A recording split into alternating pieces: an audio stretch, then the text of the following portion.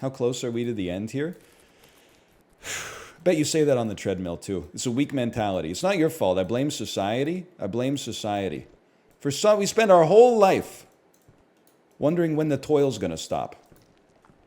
You don't want it to stop. It stops when you die.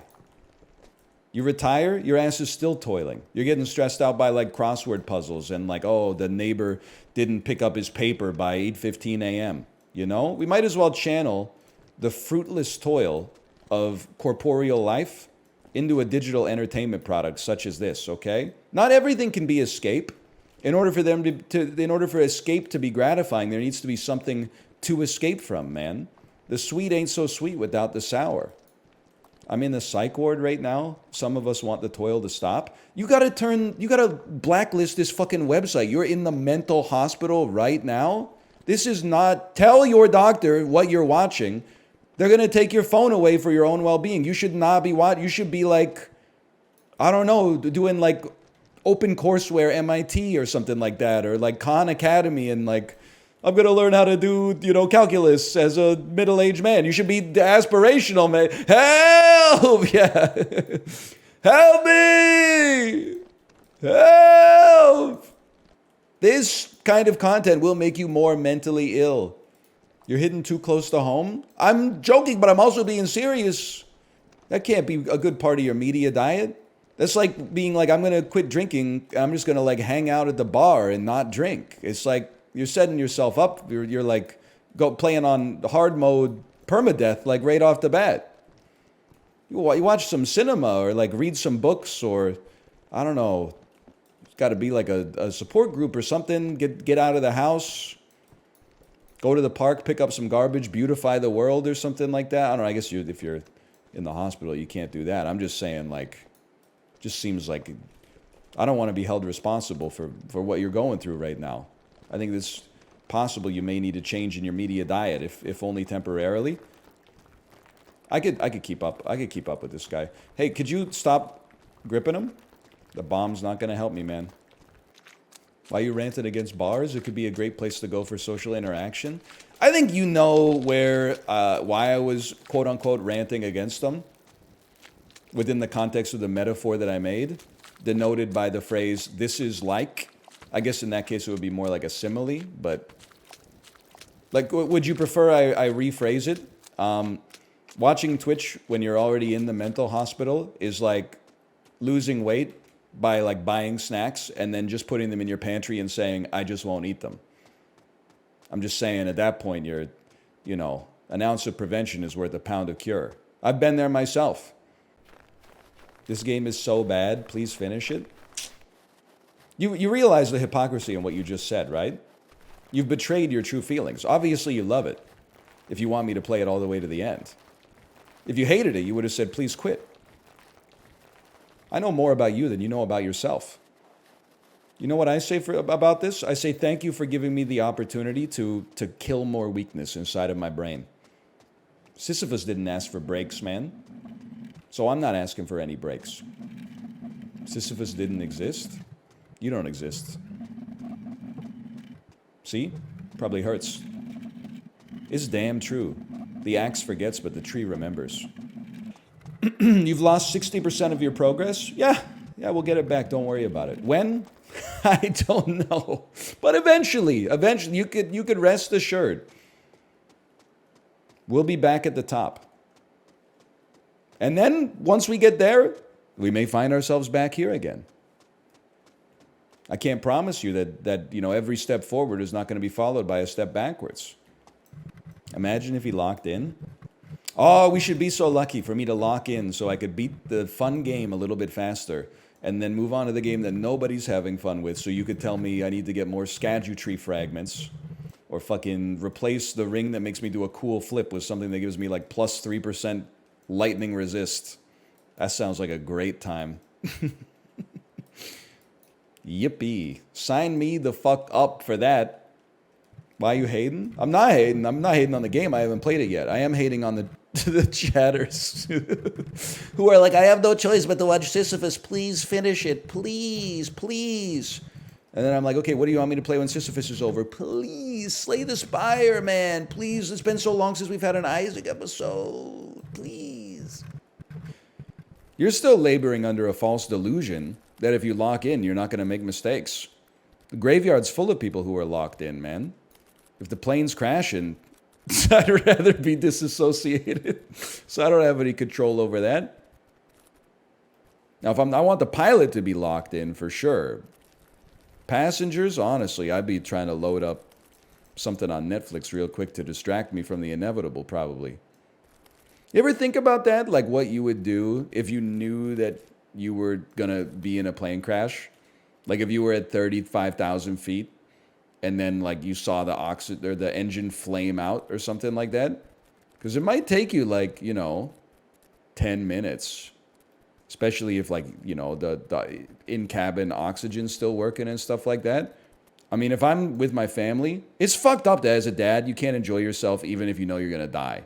Because people would be like, yeah, but he went out like a bitch, like crying when he should have been comforting his kid. So I got to be stoic even as like the inevitable end comes. I got to be like, don't worry. That's fucked up, man. But if I was on the plane by myself and the shit was going down, I don't know. One last Super Auto Pets run or something like that? I don't know. I'd be something on my phone. That's for damn sure. I'd probably just pass out from the panic. Yeah, I mean, I'm sure like in my head, I'm like, probably do like a Slay the Spire Ascension 0 speed run. But like in reality, I'd probably like have a heart attack or something. But like, something to think about every time the seatbelt sign comes on and the pilot goes, there's going to be a little turbulence. What would your last words be? I don't really worry about that. I think people put a lot of emphasis on like the moments surrounding the end of your life. I look at it more like from an Isaac Newton, calculus type situation. I think your life is the area under the curve. It's not merely, the derivative at the moment of your demise. That being said, probably something like Skibbity Toilet, if I had to guess. It'd be like, back at it again with the milk. Help! Help me! Planes are really safe. You should be more scared of cars. Nah, because like, listen, you're right. Obviously, cars are more dangerous, but dying in a plane crash sounds way worse. Because you're like, at least if you die in a car crash, there's like a pretty good chance it's just over. Like one of the Disney Tsum Tsums on my dash is going to like turn into a cannonball and pierce directly through my brain. And it'll be like relatively painless. But like falling 30,000 feet in a like semi-uncontrolled descent in an aluminum tube surrounded by selfish assholes screaming. That sounds like a fucking nightmare, man. Also, like, you can't get scared of being in a car. Because even though it's more dangerous, like, you do it basically every day. So, like, you just wouldn't be able to live your life. That's just so you become, like, habituated to this stuff that you do all the time. So say, like, I'm not scared of dying in a plane crash either. But, like, when I flew, like, 2 times in my life, I was like, this is definitely the one, man. AC 134 from Toronto to Chicago. Fucking pulling a Shay Carl and tapping the fuselage of the airplane when you step off the jetway for luck. 1 year later, the National Transportation Security Board releases its report. Oh, too many people tapped their wedding ring on the fuselage, creating a moment of structural weakness that caused it to spontaneously decouple mid-flight. Fuck! Dude, fuck!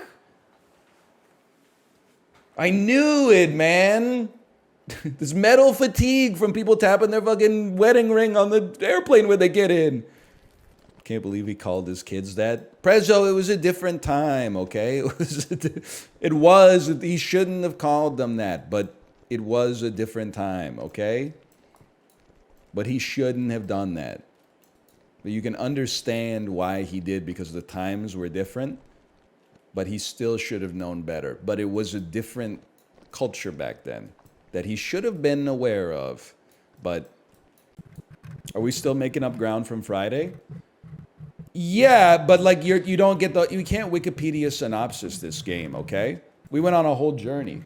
We fell far enough to get back to the like pre-ice bridge and then fought our way back here from the ice bridge. Like, it's been a journey, man. I was kind of zooming on Friday. I mean, we had like 2 hours without like too much strife, and then it all came crashing down at once. I was thinking about it, and I mean this genuinely. Like, this is one of the most depressing games that you can play. Is it like when you lose to a boss in Dark Souls, you just die, and then you give it a try from like the same spot 5 seconds later when you respawn. But the death is instant. It's like car crash versus plane crash discourse.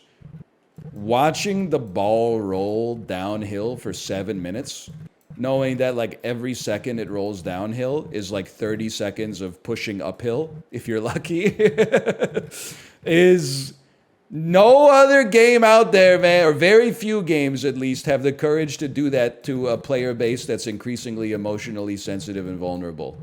This game was made by some real ones, that's for sure. Knowing that people would just Alt F4 as soon as they saw the ball slip, they said, no, no, no. The commitment to our artistic vision is more important than placating a mass of angry gamers. I actually believe, like, if you played this game as a child and won, you could do anything. Like, you're training your diligence muscle so much. It's like, no, I'm going to stop short. I don't think this game can fix clinical ADHD, okay? But you know what's great too? I don't know. I was going off on Apollo's chat because literally I went to Apollo's chat to say hi to one of my friends and ask him how he felt about the Elden DLC. And then like his viewers who are not him and have not earned the right to razz me, in my opinion, were just going off on me, man. Oh, it's too hard for you. Oh, your computer sucks too much ass to play the DLC. Don't worry, little bro. I'm not going to play the DLC anyway. You don't have to like cyberbully me. Then like someone got on my case. They're like, all the VTubers I watch are playing Sisyphus and it's because of you. You're ruining my evening. And I just replied, and I think there's a lot of power in this phrase. I said, the streamers are a reflection of the chatter. I flipped the fucking script on them. So I said, you're going to blame me for your problems? No, blame you, man. Blame you. Then at least you can labor under the delusion that you could do something about it. Hey, NL, if you get knocked back down to the bottom, would you consider changing your ball? No. Certainly. I mean, I've almost gotten this ball to the top. And now you want me to, like, with one setback, you want me to switch to easy mode? And yet, at the same time, you're mad at Eurogamer for giving the Elden Ring DLC 3 stars for being too hard. And then 2 days later, you're quitting the game because the DLC is too hard? Like, what are you talking about? I thought that was like the whole thing of all the Andys on the internet. Like, wasn't their whole thing that they want to like eliminate all cognitive dissonance in their lives? And yet you're dissing my cognitives? Come on. I was just in my car trying to keep my blood pressure down. When I wake up in the morning, dog, and the sunlight hurts my eyes, then I look at you, and the words me smashing my steering wheel with the Bill Withers in the background. Just one look at you, and I know it's gonna be, and then you gotta take a big breath for this one, because he goes, a lovely day, and he just keeps it going for like, I don't even know, it's like, that might be like a 41-second note if I had to guess.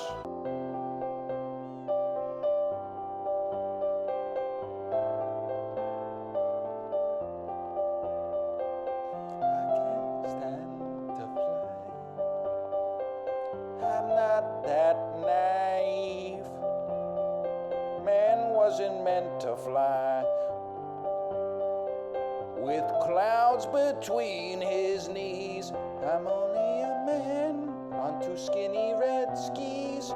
Instead of cologne, I'm wearing antifreeze. It's not easy